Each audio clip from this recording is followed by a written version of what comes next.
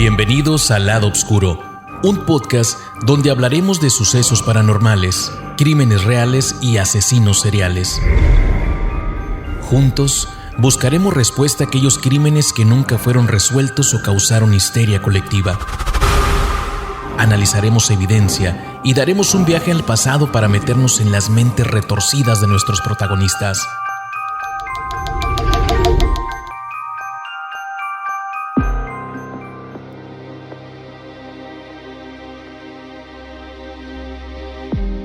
Hola, yo soy Marcos García y el día de hoy te cuento la historia de Elizabeth Short, la Dalia Negra. Sus ojos azul profundo miraban al cielo. Una sonrisa herida marcaba su rostro. Estaba fría, sola y desamparada. Así, muerta, con su cuerpo desnudo y horrendamente mutilado, se presentó al mundo. A un mundo que le había sido hostil, que le había negado sus sueños y que le había llevado a recorrer los rincones más sórdidos, persiguiendo una quimera que se le hizo inalcanzable. Elizabeth Short tenía 22 años y un solo deseo: convertirse en una estrella. Fascinada con las películas y el glamour, luchaba por formar parte de un Hollywood que vivía sus años dorados, y lamentablemente lo logró. Se convirtió en el cadáver más famoso del siglo XX. El caso dejó al descubierto el costado más oscuro de la sociedad norteamericana de posguerra. Fascinó a la prensa amarillista, reveló un sistema de corrupción del que nadie quedaba exento y generó un morbo pocas veces visto. Una historia de belleza, fama, ambición y muerte. El crimen de la Dalia Negra es uno de los asesinatos más famosos del siglo XX, o al menos en los Estados Unidos. La muerte de esta joven de 22 años se convirtió de la noche a la mañana en el caso a seguir por los más importantes periodistas. La sociedad americana se volcó en él como si de una historieta de ficción se tratase, con sus dosis de intriga y horror, la brutalidad del crimen, las oscuras pistas que seguía la policía, los numerosos sospechosos y el carácter de la víctima. Una joven que había ido a Hollywood con un sueño bajo el brazo, encendieron poderosamente las imaginaciones y los miedos del pueblo. Y durante 2 meses no se habló de otra cosa en Los Ángeles. Al día de hoy, la identidad del asesino de la Dalia Negra sigue siendo un misterio. On January 15th, 1947, Elizabeth Short, a woman on the fringes of Hollywood society, was brutally murdered. The killing was one of the most gruesome in Tinseltown's history, shocking and fascinating the public in equal measure. Elizabeth Short nació el 29 de julio de 1924 en un hogar acomodado de Hyde Park en Massachusetts. Creció en Medford, una ciudad cercana a la que se instaló junto a su madre, Pobby May Sire, y sus 4 hermanas luego de que su padre, Cleo Short, las abandonara en 1930. El hombre era dueño de un negocio de juegos de minigolf, pero perdió todo luego del crack del 29, el colapso de Wall Street, que generó una gran depresión que se extendió por más de 10 años en los Estados Unidos. Indiferente e infeliz, Cleo simuló un suicidio y se alejó de la vida familiar. La infancia de Beth estuvo marcada por este abandono, pero también por la enfermedad, ya que padecía de asma y problemas pulmonares. Los gélidos inviernos de su pueblo natal eran tan perjudiciales para ella que a los 16 años su madre comenzó a mandarla durante estaciones frías a casa de unos amigos a Florida, y fue precisamente en Miami donde consiguió su primer empleo de camarera en un restaurante. A pesar de vivir en la pobreza, su madre siguió aferrada a un pasado de abundancia al que sabía que nunca podría volver. Por eso, le transmitió a sus hijas grandes apetencias económicas. Elizabeth fue su mejor alumna, ambiciosa. Beth adoraba el dinero. Así, seducida por las luces y el encanto de esas películas que veía en el cine desde niña, siempre deseó convertirse en una actriz conocida y, por supuesto, millonaria. Los años iban pasando y Beth se iba convirtiendo en una hermosa y esbelta mujer que causaba admiración a donde iba. Sabedora de ello, Beth hacía cuanto estaba en su mano para explotar su imagen, tiñéndose el cabello de negro azabache y luciendo vestidos ajustados. Fue en esa época cuando empezó a considerar seriamente el dedicarse a ser una modelo o actriz, un sueño que tenía desde niña. En 1943, cuando apenas cumplía 19 años, su padre reapareció. Ella fue la única que perdonó su mentira y se fue con él a Vallejo, en California. Estaba un paso más cerca de Hollywood, la meca a la que aspiraba para cumplir su sueño. Pero la idílica reconciliación que ocurre en las películas no sucedió en este caso. Cleo esperaba que Beth fuese poco más que su criada, y Beth tenía muy claro que era un espíritu libre. A las 3 semanas se marchó a Santa Bárbara, donde consiguió trabajo en la base militar de Camp Coke. No duró mucho, ya que poco después fue detenida por beber siendo menor de edad. Contaba con apenas 19 años por aquel entonces y fue mandada de vuelta a Massachusetts.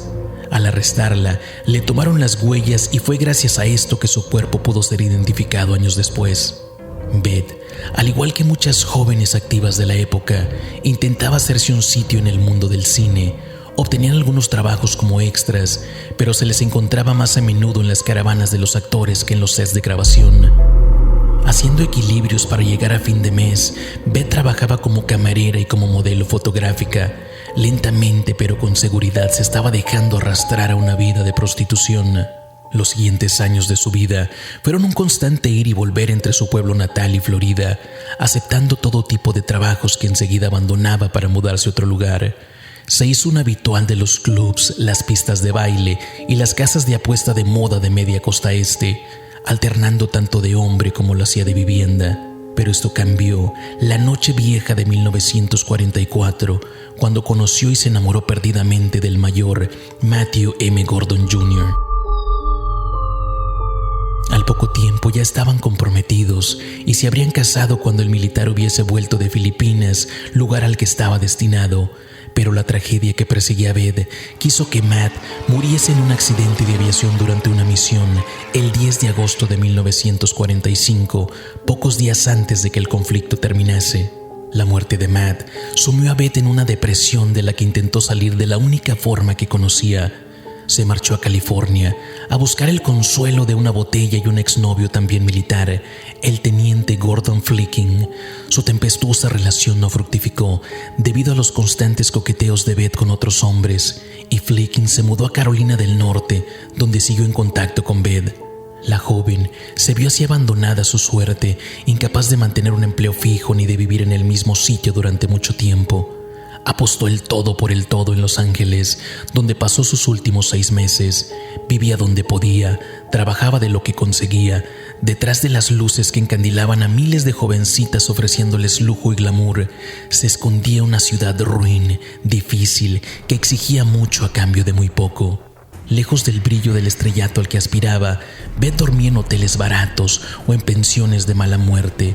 Lo que ganaba lo invertía en ropa y maquillaje, y una prueba de su precariedad es el pésimo estado de su dentadura, que incluso lucía en pastes caseros hechos con cera, tal como lo averiguó el forense tras su muerte. Empezó a vestirse de negro, que contrastaba con su piel extremadamente blanca, y adoptó un look de vampiresa que creía que la destacaba del resto. Nunca perdió la esperanza de que algún cazatalentos la descubriera. Sin ningún amigo íntimo a quien recurrir, Beth se acostumbró a frecuentar cada noche los bares de Los Ángeles en busca de un nuevo pretendiente, preferiblemente militar, con el cual ahogar las penas de su fracaso sentimental y artístico. Los hombres le pagaban las copas, la cena, le compraban regalos caros e incluso le proporcionaban dinero, y ella nunca decía que no. Su gran esperanza era conocer a un hombre rico que pudiese ayudarla a dar el salto a las películas, que la convirtiese en una estrella y que esto terminase con sus problemas. De día era camarera, de noche recorría hoteles de lujo, bares de moda y clubes nocturnos dejándose ver. Estaba convencida de que el golpe de suerte al fin llegaría, y precisamente en eso andaba cuando el destino la cruzó con su asesino. El 8 de enero de 1947, Flicking recibió una carta de Beth donde le confesaba su proyecto de mudarse a Chicago para ser modelo. Esa noche, Beth durmió en un motel con un ligue casual llamado Robert Red Manley, un vendedor de 25 años que la recogió en su coche en una esquina de San Diego, donde la chica andaba deambulando buscando un lugar para pasar la noche. Se sabe, según confesiones de Red, que no tuvieron sexo, ya que nunca estuvo en los planes de Beth. Al día siguiente, Red la llevó a una estación de autobús donde dejó su equipaje. Según ella, iba a viajar a Berkeley, para quedarse con su hermana, con la cual debía reunirse en un hotel de lujo. El 9 de enero de 1947 tomó una copa en el Hotel Cecil, sí, el mismo en el que en el 2013 murió Elisa Lam y de la cual hablaremos en un próximo capítulo. Salió de ella eso de las 10 de la noche. Con su caminar seductor y contoneante cruzó el lobby, pasó la puerta, salió a la calle y nunca nadie más la volvió a ver con vida.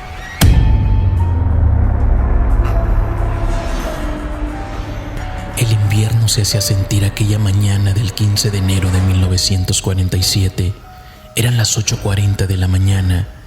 Betty Bersinger caminaba junto a su pequeña hija por el Leimert Park, un distrito del sur de Los Ángeles, cuando en un descampado de la avenida Norton, entre las calles Coliseum y West 39, creyó haber encontrado un maniquí desarmado, pero no era una muñeca de plástico sacada de una vidriera, era el cuerpo de Beth. La horrenda estampa de su asesinato conmocionó a la ciudad. En cuanto su cadáver fue encontrado, los diarios se adueñaron del crimen. Era la fábula perfecta de la inocente aspirante actriz que terminaba mal. En una época de portadas con títulos sensacionalistas y cuerpos cubiertos de sangre, el caso era lo que necesitaban. A las 10:40 del 15 de enero del 47, la policía recibió una llamada anónima de una mujer diciendo que había visto una persona en un solar abandonado de Leimert Park, un barrio del sur de Los Ángeles, que podía necesitar ayuda. La mujer fue identificada más tarde como Betty Bersinger, vecina de la zona. Poco después de las 11, los agentes Frank Perkins y Wayne Fitzgerald llegaron al lugar señalado y no se encontraron con un maniquí, sino con un espectáculo dantesco. El cuerpo de Elizabeth Short yacía en el suelo, horriblemente mutilado. Su cuerpo había sido partido en dos por la cintura, dejando ambas partes a medio metro de distancia, con las piernas abiertas y los brazos en posición de alto. Sus intestinos habían sido colocados de forma ordenada dentro de la pelvis que se encontraba expuesta a la intemperie, y su estómago estaba lleno de heces. Había marcas de cuerdas en sus muñecas y tobillos, indicando que había sido atada durante al menos 72 horas, con toda probabilidad para torturarla. Múltiples laceraciones, golpes y quemaduras aparecían por todo el cuerpo. El pecho derecho le había sido extirpado. Profundos cortes en forma de X adornaban sus miembros y su zona pélvica. Una letra B había sido grabada en su frente. Faltaban además algunos trozos de su cuerpo, cortados con precisión de cirujano, que según la autopsia fueron seccionados antes de morir. Por si esto no fuera poco, su rostro bello estaba tajeado desde la comisura de los labios hasta las orejas. Un horrendo corte que se conoce como la sonrisa de Glasgow, que le daba una apariencia siniestra. Para culminar tan macabra obra, había sido violada post-mortem, desangrada, y habían introducido hierba y el trozo de rodilla que le faltaba en su vagina. El forense dictaminó que la causa de la muerte fue una hemorragia cerebral debido a múltiples fracturas de cráneo producidas por un objeto contundente. Ni una gota de sangre adornaba el cadáver ni la hierba de su alrededor, prueba de que había sido cuidadosamente lavado antes de ser transportado desde el lugar de su muerte hasta el solar. Esto dificultó la toma de huellas, ya que sus dedos estaban arrugados por el agua. El asesino había dejado pistas. La policía halló una huella de zapato hundida en la tierra, marcas de neumáticos de un auto y una bolsa de cemento con restos de agua ensangrentada. Decenas de agentes del FBI comenzaron entonces la titánica labor de comparar las huellas con las de sus archivos, que contaban en esa fecha con 104 millones de registros, pero pronto identificaron a la víctima. Por entonces, la prensa estaba más metida en la labor policial. En las escenas de los crímenes no se utilizaba ningún precinto para alejar a los curiosos. Prueba de ello son las numerosas fotos del cuerpo que existen. Los periodistas asistían regularmente a las autopsias y la información era compartida abiertamente con ellos, salvo algún detalle significativo para poder separar las confesiones falsas de las verdaderas. Por eso, cuando los periódicos recibieron las imágenes de Elizabeth Short en vida y vieron su belleza, juventud y candidez, se lanzaron como hienas sobre el caso, convirtiéndolo en la historia del año. La prensa le inventó una vida de alcohol, juerga y prostitución que nunca se comprobó y que solo entorpeció las investigaciones. Le crearon una historia de excesos que no le era propia. Tanto fue así que pocos recordaban su nombre. Después de su muerte, Elizabeth dejó de ser Elizabeth y pasó a ser la Dalia Negra. La llamaron así por el nombre de una película que hacía poco se había estrenado, protagonizada por Veronica Lake, La Dalia Azul. Trataba sobre la desaparición y muerte de una joven. La similitud entre su argumento y este hecho les dio la idea. La costumbre de Beth de vestirse de negro terminó de complementarla.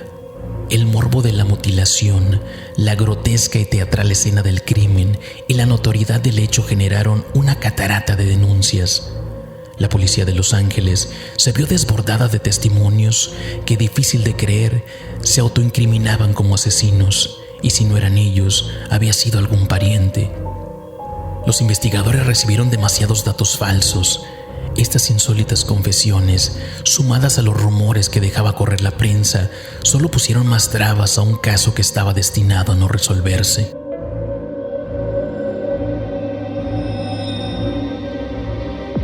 Uno de los sospechosos fue Mark Hansen, el dueño de un nightclub al que ella solía asistir.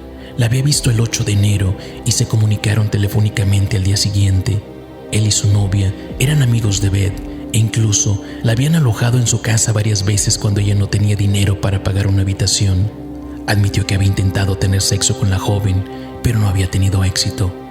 Otro de los sospechosos fue Robert Manley. Era un muchacho de 25 años que estaba casado. Le dijo a la policía que la había encontrado caminando el 8 de enero y que como ella no tenía un lugar donde dormir, la llevó a un motel. Entre ellos, aseguró que esa noche no había pasado nada. De hecho, su esposa declaró que esa noche Robert había dormido en su casa. Por la mañana, la llevó a la terminal de autobuses a dejar su equipaje en consigna y luego la había dejado en el centro de la ciudad. La historia se enredaba. El límite entre la verdad y la mentira era cada vez más difuso. Llegó a haber 22 sospechosos y 250 agentes trabajando en la investigación, pero ninguna pista parecía avanzar. El 21 de enero, el asesino apareció. Alguien con una voz suave, de sexo indeterminado, llamó a Los Angeles Examiner, dio algunos detalles que no habían publicado sobre la tortura de la víctima y prometió mandar algunos recuerdos por correo. El 23 de enero, el dueño de un restaurante divisó un par de zapatos negros y un bolso en un cubo de basura que más tarde fueron a parar a un vertedero. Manley los identificó como parte de la vestimenta de la Dalia Negra. Una línea de investigación cubrió la posible relación del asesinato de la Dalia con otros crímenes. Cada asesinato surgido en los años posteriores fue examinado cuidadosamente para encontrar cualquier relación con el caso, sin resultado. Como tampoco dio ninguno la comparación con casos pasados. El más notable de ellos, por su parecido con el de la Dalia, fue el de los crímenes del torso, acontecidos en Cleveland entre 1934 y 1938. Crímenes que hasta el día de hoy tampoco han sido resueltos, pero la policía descartó que estuviesen relacionados con el caso de la Dalia Negra, pese a que las víctimas también fueron cortadas por la mitad por su cintura. La mejor pista llegó el 24 de enero. Los prometidos recuerdos llegaron con el correo.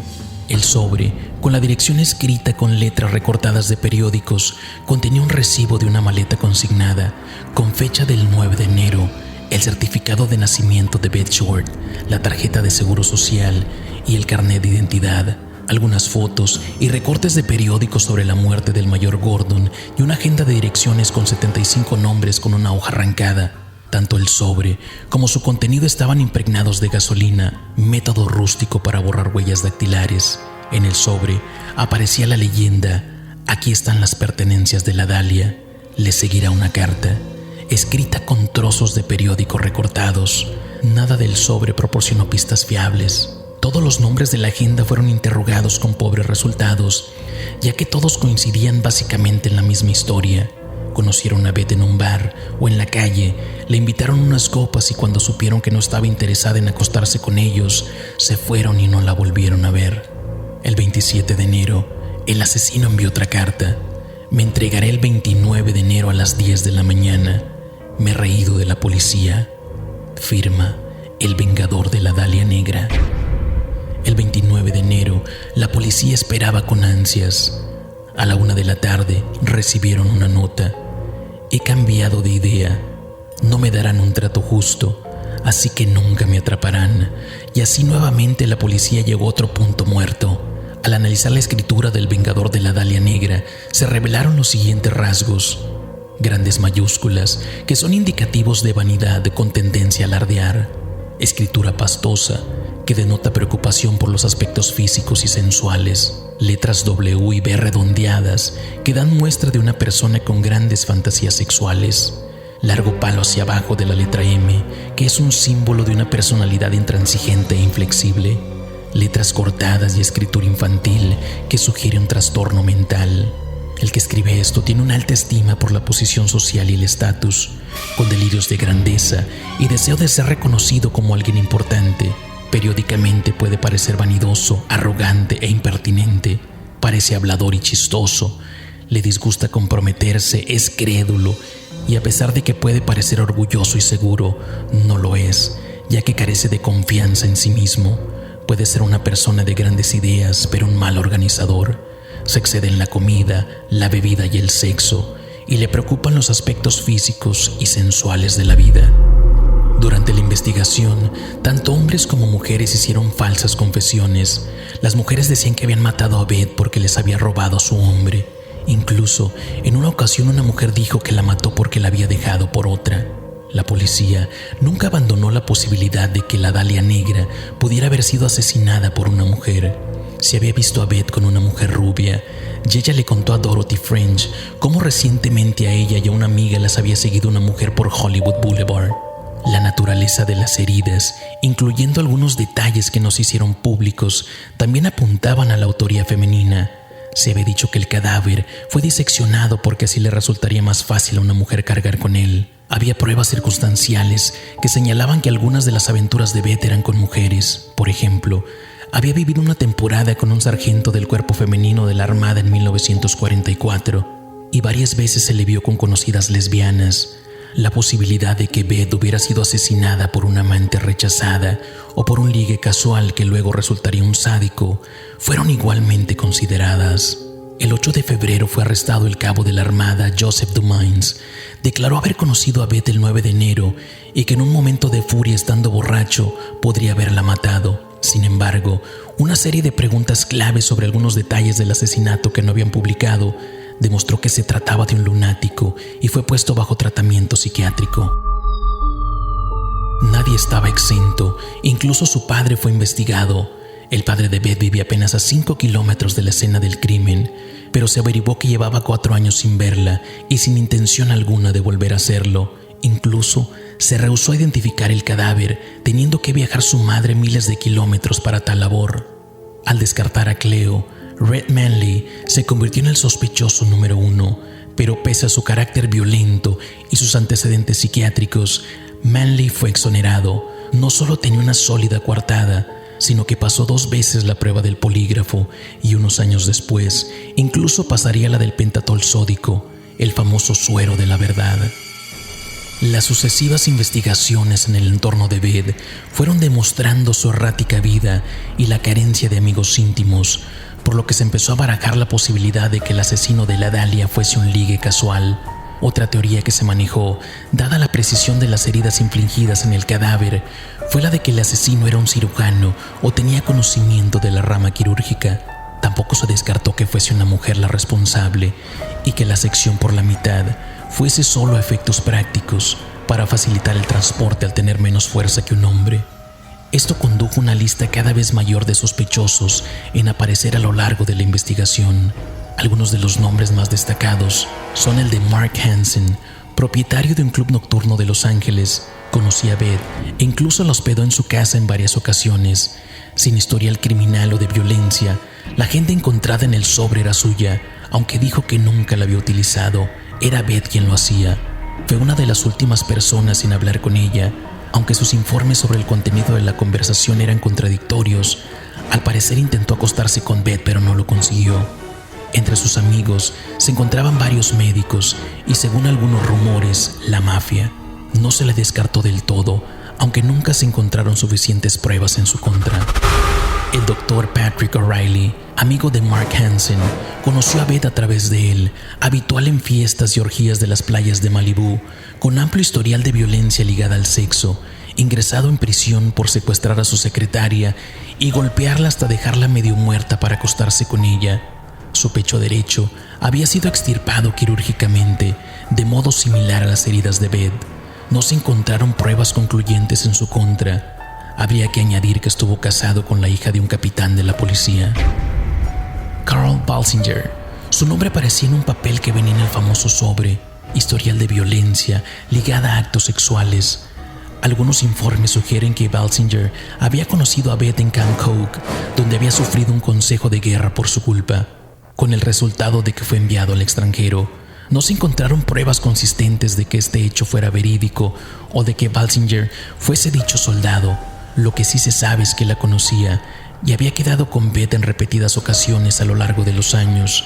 La última, el 8 de diciembre de 1946, su hermano, Claude Welch, fue juzgado y absuelto por un asesinato similar al de la Dahlia en su pueblo natal. También fue sospechoso, con idéntico resultado. Pruebas demasiado vagas y circunstanciales para llegar a alguna parte. El doctor George Hodel, médico de familia con un largo historial de conductas sexuales cuestionables, acusado en 1949 de abuso de menores por su hija de 14 años. Esto hizo que se investigase su posible relación con el caso de la Dahlia, aunque un testigo dijo haber vivido con el sospechoso en el Hotel Cecil y allí haber visto a Hodel con Beth repetidas ocasiones. No se pudo encontrar a nadie que confirmara dicha historia, ni que siquiera lo situase en la posición de conocerla. Marvin Mangalis, soldado graduado de la Marina por inestabilidad mental, debida principalmente a su obsesión insana de ser destinado al servicio de cirugía, por el cual había estudiado un curso, vivió con Beth, su amiga Bill Robinson y la amiga de ella, Marjorie Graham, en un piso compartido en octubre de 1946. Beth dormía en el sofá y los otros tres en la cama. Daba el perfil psicológico, pero no había ninguna otra prueba en su contra. Estos son solo algunos de los sospechosos, pero hay de todo, desde camareros hasta recepcionistas, desde bisexuales hasta criminales conocidos. Para algunos, su muerte había sido resultado de una cita violenta. Para otros, parte de un juego de perversiones en el que ella no supo jugar. Lo cierto es que pasaron más de 50 años y el interés por la Dahlia Negra se fue diluyendo. Ninguna pista llegó a nada, hasta que a poco de comenzar un nuevo siglo, un descubrimiento desempolvó el caso. Era 1999. Steve Hodel, un detective de homicidios de Los Ángeles, estaba poniendo en orden algunos papeles de su padre, George Hodel, que recientemente había fallecido. Entre los recuerdos, en un álbum personal, encontró 2 fotos de Elizabeth. De inmediato, inició una investigación en contra de su propio padre. Luego de dedicarse a analizar la evidencia del caso, en el 2003, publicó un libro, La historia verdadera, El vengador de la Dahlia Negra.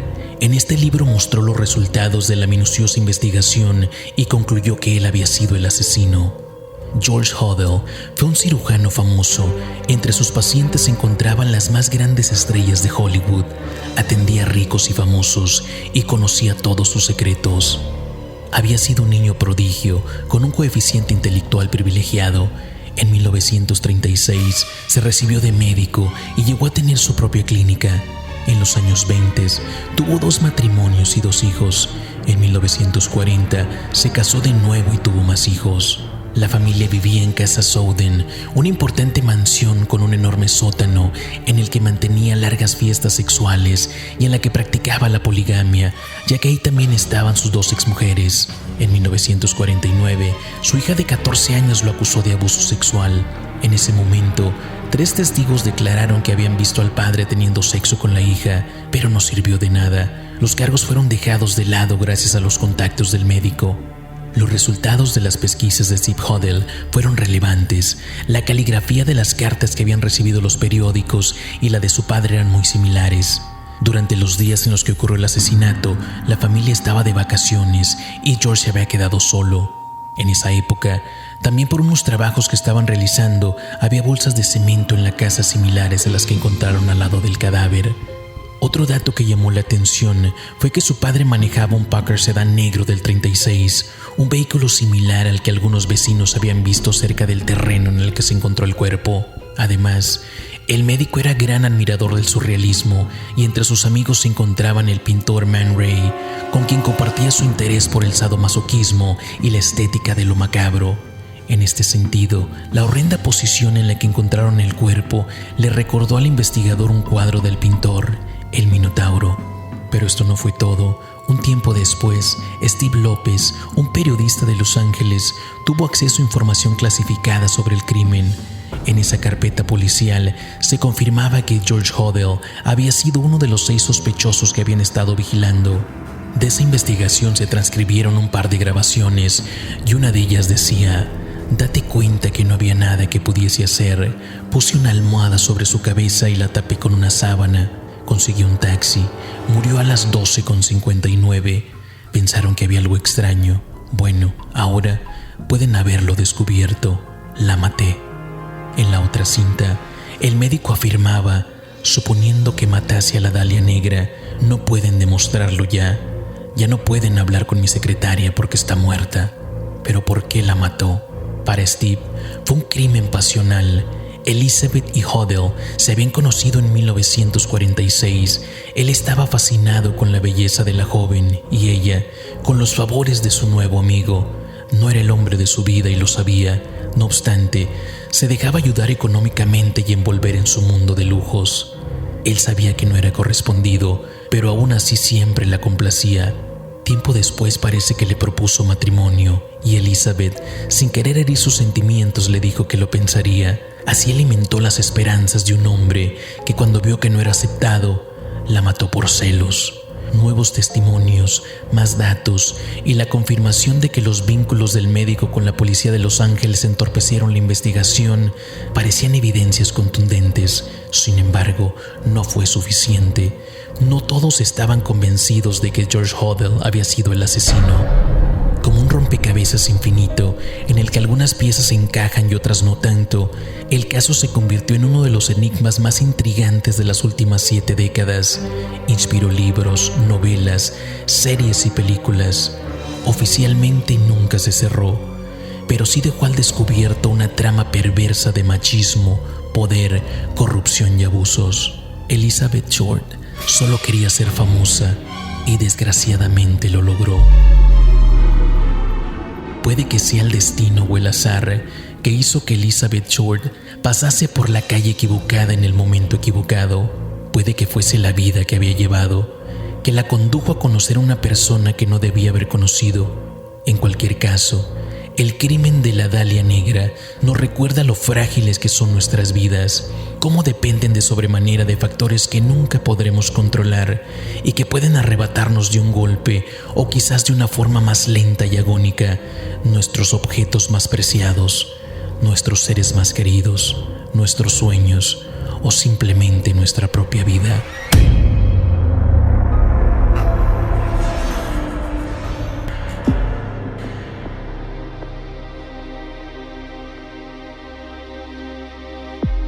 Y así terminamos la historia de Elizabeth Short, la Dalia Negra, uno de los crímenes sin resolver más famosos de toda la historia, dejando a George Hodel como el principal sospechoso, e incluso existen teorías de que el asesino de la Dalia Negra y el asesino del Zodiaco son la misma persona. Si te gustan las historias de crimen real, recomienda este podcast con tus familiares y amigos. No se te olvide suscribirte a la página del Lado Oscuro y así recibirás notificaciones de nuevos episodios. Nos veremos en el próximo capítulo y recuerda que todos podemos esconder un lado oscuro.